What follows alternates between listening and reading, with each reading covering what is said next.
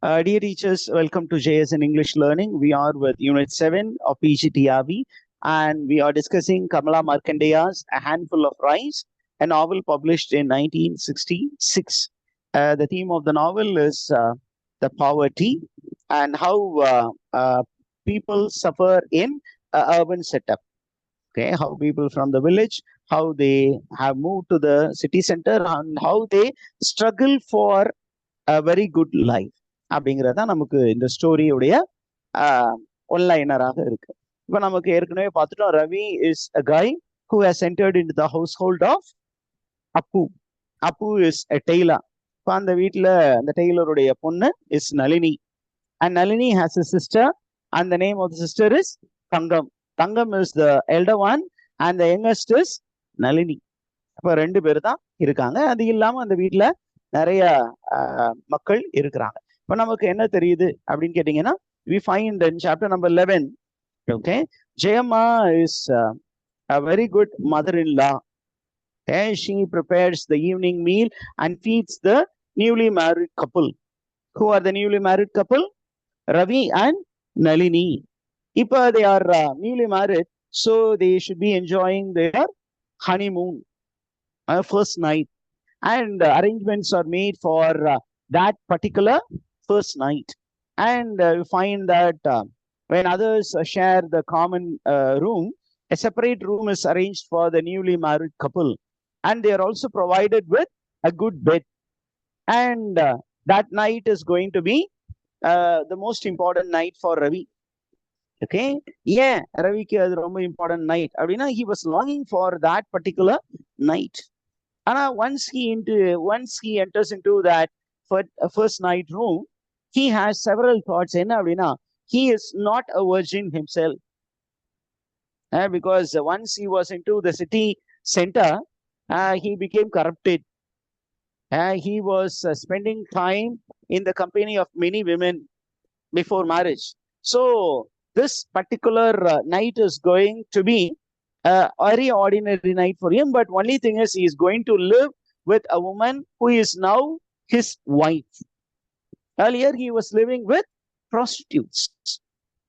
Okay, so now he is enjoying the company of Nalini, but he finds that Nalini is a different sort of woman, and he is very happy that this time he is spending time with a young woman who is a virgin.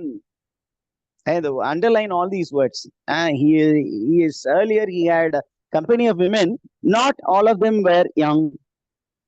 Some of them were very old, and some of them were married women. So he was having illicit affairs. But now he is happy that he is having the company of a young woman and who is a virgin. And the next day he is a bit cautious to check the bed, and there in the bed and the bedspread he finds fresh blood. That is a sign that this lady whom he married is a real virgin, and he is very proud that he has married a virgin.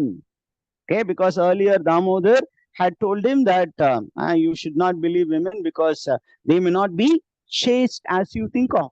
Now the fresh blood that has been spread in the bed after consummation, after Ravi and Nalini coming together, is a sign that she is a virgin. Okay, அந்த ஒரு விஷயம் அவனுக்கு கொஞ்சம் சந்தோஷம். நம்ம ஒரு virgin தான் கல்யாணம் பண்ணி இருக்கோம். எவ்வளவு தூரம் வந்து இந்த ஒரு மேன் இருக்கான் பாருங்க. So he is corrupted. He expects his wife to be a virgin. அது வந்து ஒரு Indian செட்டப்ல after marriage this is a ritual that the parents or the parents of the boy and the parents of the girl, particularly the parents of the boy want to check this fact whether the girl is a virgin, and the fresh blood on the bed is always the sign. Now chapter 12 speaks about what happened after the marriage day, after the first night day. அப்படின்னு பார்த்தோம்னா life becomes routine for Ravi. என்ன அப்படின்னு கேட்டீங்கன்னா, he goes to his routine work. Ravi's father gets back to his village and Ravi goes to work for Appu. அதே நேரத்துல அடுத்த நாள்ல பாத்தீங்கன்னா சம்திங் அன்எக்ஸ்பெக்டட் ஹேப்பன்ஸ். என்ன அப்படின்னு பாத்தீங்கன்னா அந்த ஃபர்ஸ்ட் நைட் ரூம்ல ஒரு அழகான ஒரு பெட் இருந்துச்சு, ஒரு கம்ஃபர்டபுள் பெட் இருந்தது. That bed was removed. And why was it removed? Who is the owner of the bed? அப்படின்னா Appu was the owner of the bed. He has taken his bed away because he said this is only for the luxury of a night and you cannot have it. I bought it because of my hard labor. நான் ரொம்ப கஷ்டப்பட்டு பல வருடங்கள் கஷ்டப்பட்டு வேலை செஞ்சு வாங்கினது, அன்னைக்கு ஒரு நாளைக்கு கொடுத்தேன் அப்படின்னா எல்லா நாளும் கிடையாது அப்படின்னு சொன்னோன்னா இவனுக்கு என்னடா இப்படி பண்ணிட்டாங்களே அப்படின்னு ஒரு யோசனை வருது. இப்பதான் இந்த poor man thinks of his wife and he is shocked to see his young wife lying down on the floor.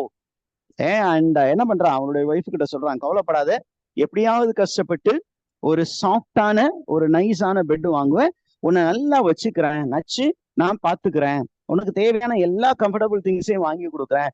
This is the aspiration of every Indian, to provide his loved ones with the luxuries of life. அதுக்காக அவன் என்ன பண்றான், நாயா பேயா வேலை செய்ய போறான். Okay, and he is going to demand higher wages from his father-in-law.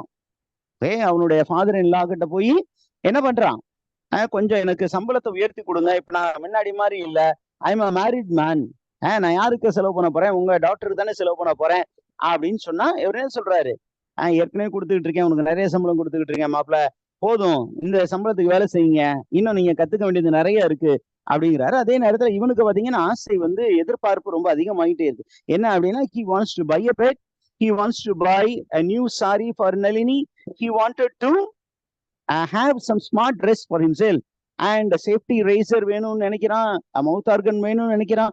அதே மாதிரி நிறைய essentials and luxuries he dreams of. அப்ப அடிக்கடி இவன் போய் மாமா கிட்ட, மாமனார் என்ன சொல்றான், நான் நிறைய ஹார்ட் ஒர்க் பண்றேன், எனக்கு கொஞ்சம் சம்பளத்தை உயர்த்தி கொடுங்க அப்படின்னு சொல்றாரு. ஆனா இவர் என்ன சொல்றாரு, தம்பி இன்னும் நீ அதிக சம்பளம் வாங்குற அளவுக்கு பெரிய ஆள் ஆகல அப்படின்னு சொல்றாரு. ஆனா ஒரு நாள் there is going to be a shocking incident. என்ன அப்படின்னா, one day Appu sends Ravi to a shop. எதுக்கு அப்படின்னா, கொஞ்சம் பியூட்டிஃபுல் ஜாக்கெட்ஸ் அதை கொஞ்சம் போய் வித்துட்டு வாங்க. இதுல வந்து அந்த கடைக்காரன் வந்து எவ்வளவு டிமாண்ட் பண்ணுவான் அப்படின்னா, he will demand for 1 dozen jacket 80 rupees.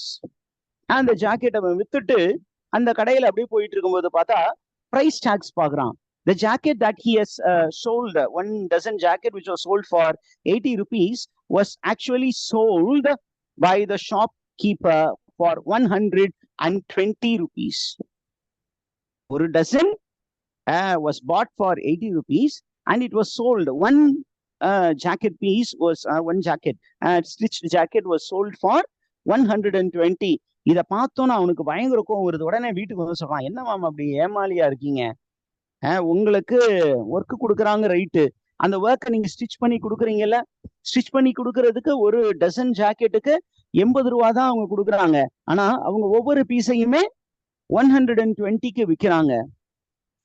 why don't you demand little more அப்படின்னு கேட்கும்போது அவர் சொல்றாரு, அவன் தான்ப்பா நமக்கு துணி கொடுக்குறான், அவன் தான் நமக்கு ரெகுலரா ஒர்க் கொடுக்குறான், அவன்கிட்ட போய் நீங்க அதிகமா கேட்டீங்கன்னா your customer, your buyer will be very much displeased with you. They may change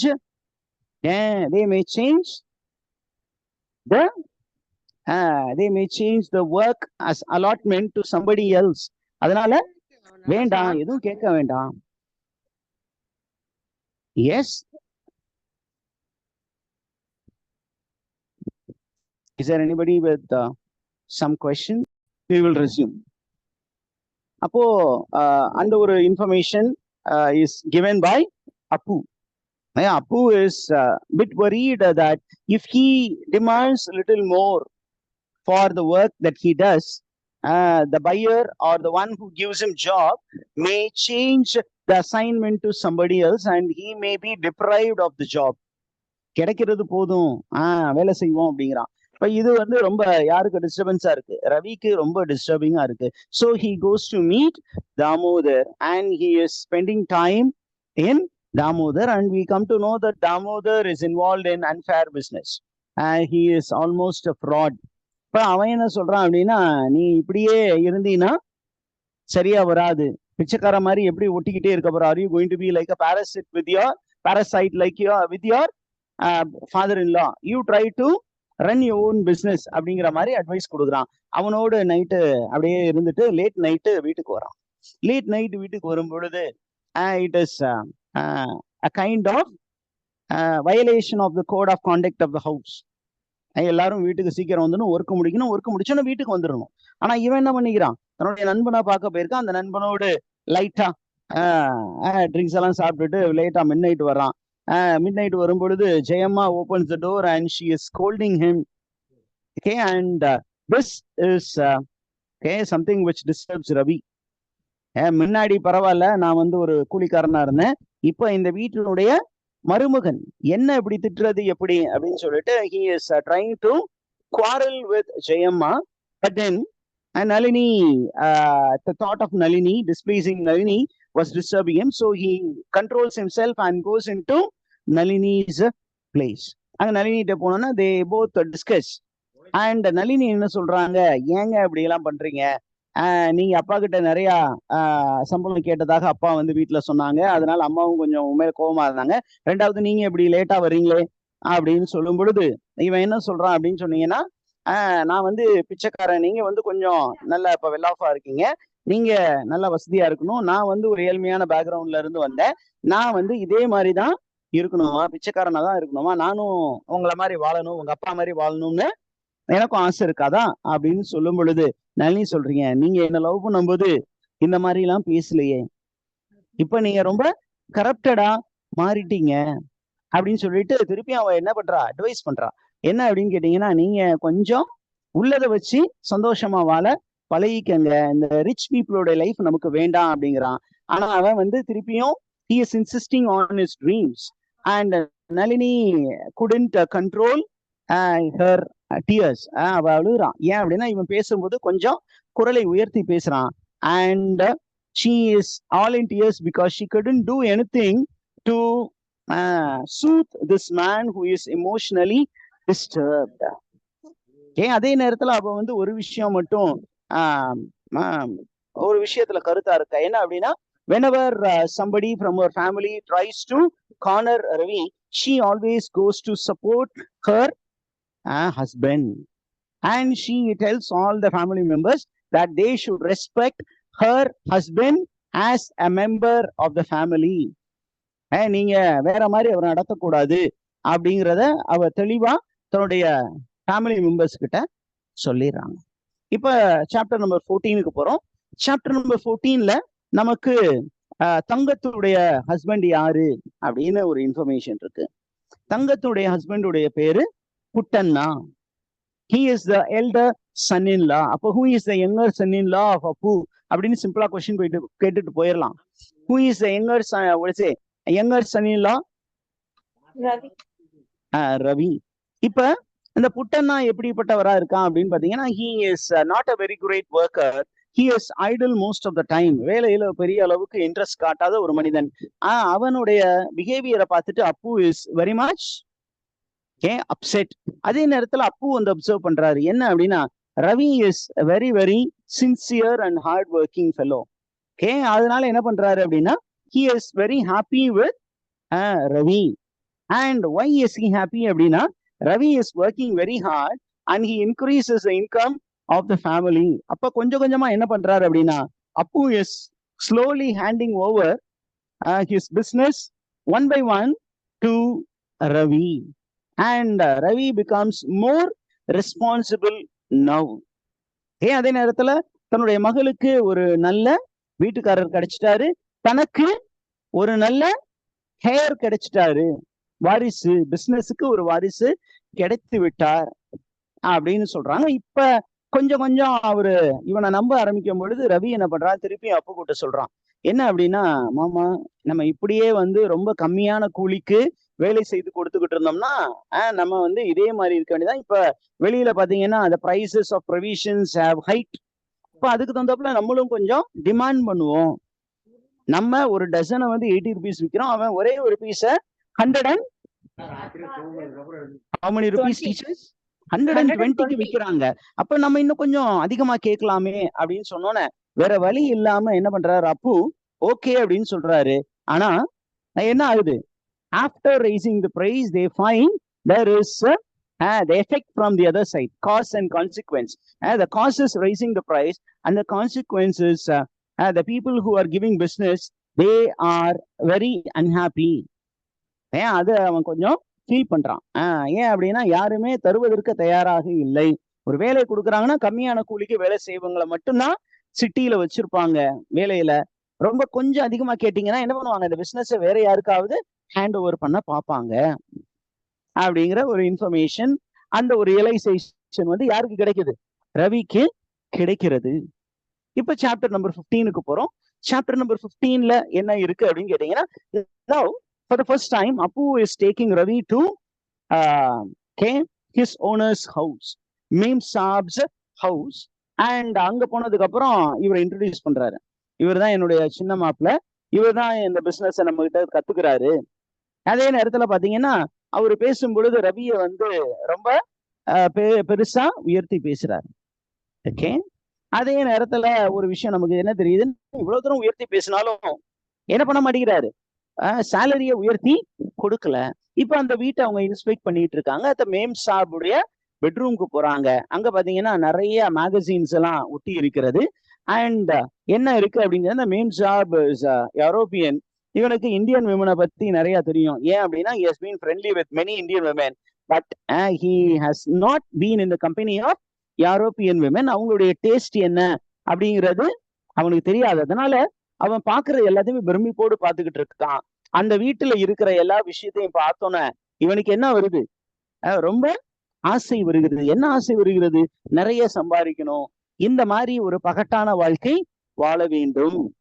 அப்ப அந்த டிஸ்கஷன்ல அவன் என்ன சொல்றான், எனக்கு ஒரு நல்ல ஒரு பெட் வாங்கணும், ஒரு பைசைக்கிள் வாங்கணும் அப்படிங்கிற மாதிரி எல்லாம் அங்க பேசிக்கிட்டு இருக்கும்போது என்ன பண்றாருன்னா, அப்போ is bit upset and he says Ravi's generation is generation which is too soft, நாங்கெல்லாம் அப்படி கிடையாது அப்படிங்கிற ஒரு விஷயம் சொல்றாங்க.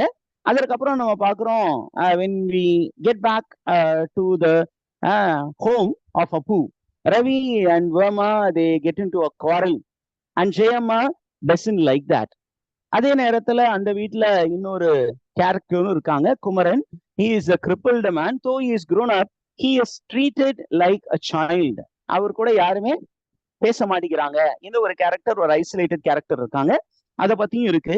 அதே நேரத்துல நமக்கு ரவி என்ன பண்றாரு அப்படின்னா, most of the family members they don't do much work, so Ravi is bit upset with the people. ஆனா நமக்கு ஒரு பாசிட்டிவான விஷயம் என்ன அப்படின்னா, அப்பு வந்து லைட்டா ரவியுடைய வேஜை இன்க்ரீஸ் பண்ணியிருக்கிறாரு. அதே நேரத்துல அந்த ரவி என்ன பண்றாரு, எல்லா சேலரியும் கொண்டு போய் தன்னுடைய மாமியார் கையில கொடுக்கறது அவனுக்கு பிடிக்கல. ஓகே, ஏன் அப்படின்னா, நான் கஷ்டப்பட்டு வேலை செய்யறேன், ஆனா இங்க வேலை செய்யாத நிறைய பேர் இருக்காங்க.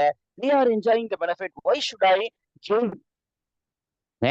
should I give all my hard earned money to Jayamma அப்படிங்கிற ஒரு விஷயம் இங்க இருக்கு.